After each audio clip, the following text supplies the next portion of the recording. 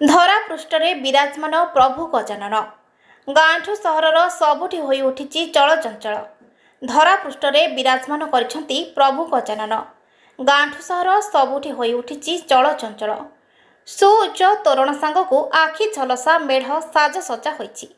होमयज्ञ प्रकम्पित होछि परिवेश। केउठी सप्ताहे तो केउठी मासे धरी चलिब गणपतिंक पूजा। मेढ़ बुलिबाकू लोके भी भिड़ जमाउछंती। तासह केउठी मीना बजार बुलिबा मजा द्विगुणित करुछि।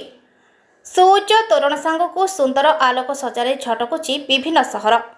भुवनेश्वर बरगड़ शहीदनगर और बरमुंडारे आकर्षणीय गणेश मूर्ति पूजा पाउछंती। कटकरे सकाळु सकाळु शिक्षानुष्ठान गुड़िक चलचंचल होई उठिछि। देशर विभिन्न स्थान में बेस धूमधाम रे चलिछि अग्रपूज्य विघ्न विनाशन श्री गणेशଙ୍କ पूजा। सिद्धि और बुद्धिर देवतांको आवाहन पाई सारा देश चलचंचल। पार्वण ऋतुर पर्व गणेश पूजा ठारू आरंभ हुए।